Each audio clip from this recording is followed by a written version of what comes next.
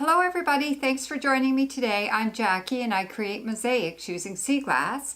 And today I'm going to talk to you about making a sea glass succulent.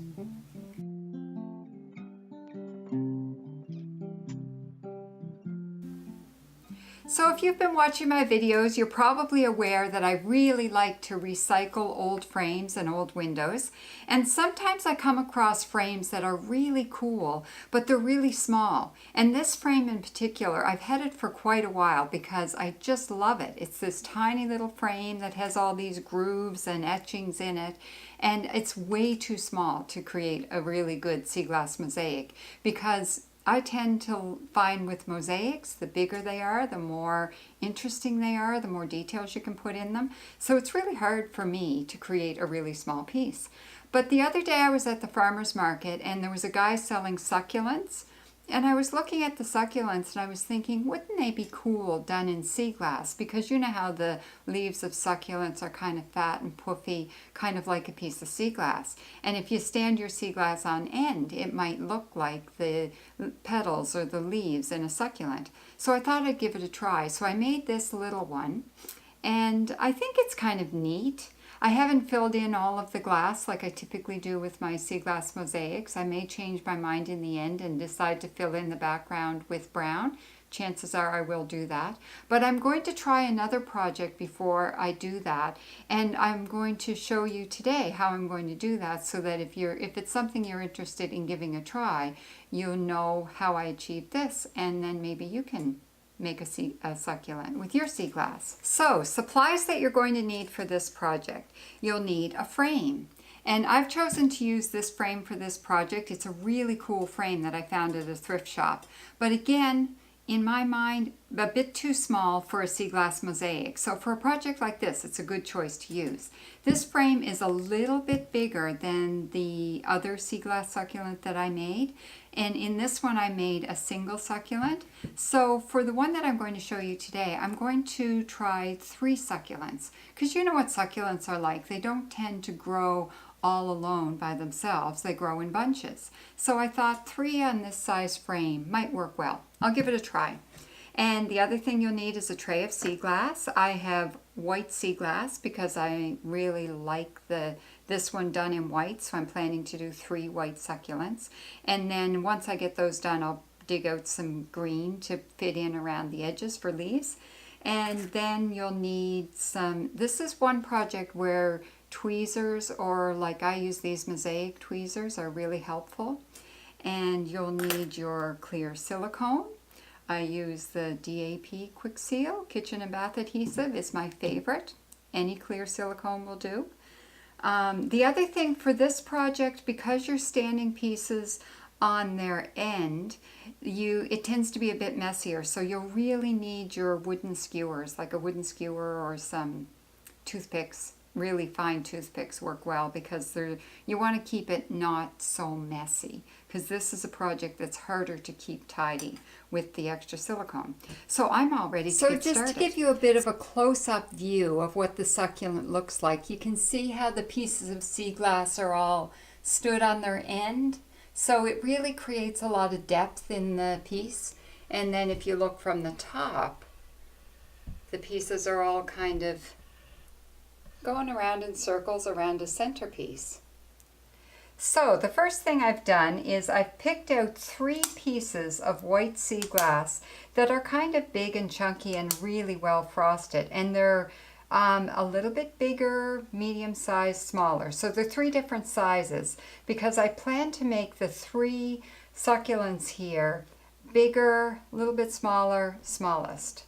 And so I've just put those there, and then for each one of these I'm going to use that as a center for my succulent, and then I'll build the circles around it.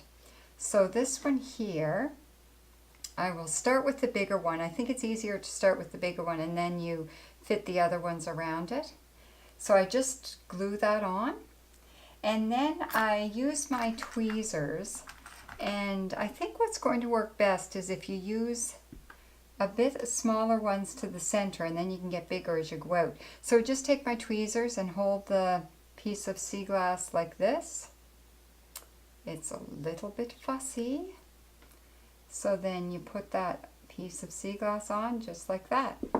And then take your barbecue skewer or your toothpick and run it between the two pieces of sea glass to clean off that extra silicone. Just need a paper towel or a napkin or something to get that extra bit off. And then you take another piece and you just keep going around.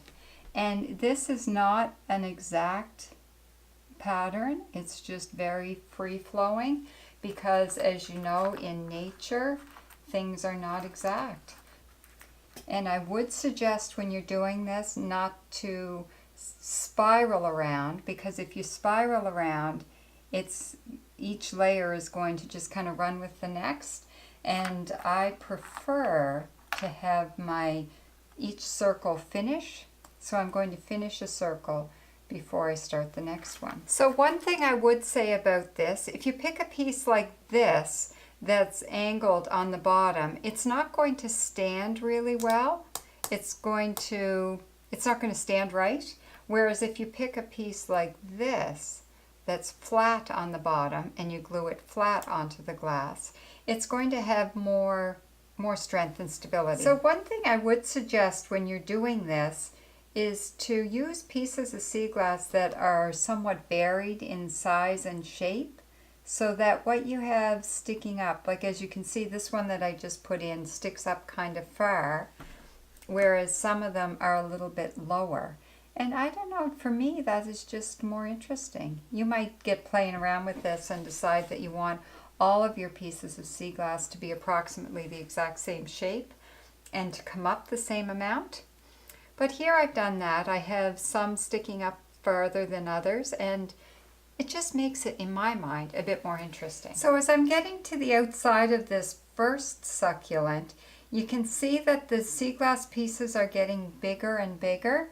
So it's really creating that sense that as you go out, your petals are bigger and bigger on one of these types of flowers.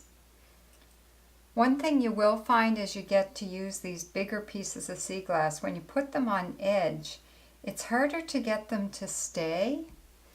So you may end up having to use a little bit more silicone, which gets messy.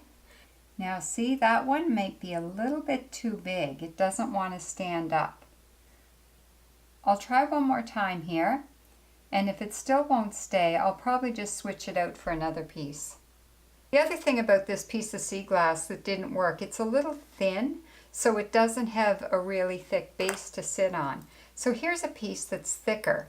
So sometimes for something like this, the pieces of sea glass that are thicker are going to work better. There, that one's going to work better. This is one of the reasons why sea glass art is not fast art.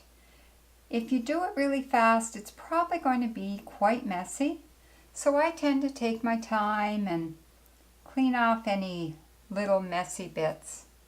Because I do find once the silicone sets, you can still see it, it's just that it looks clear.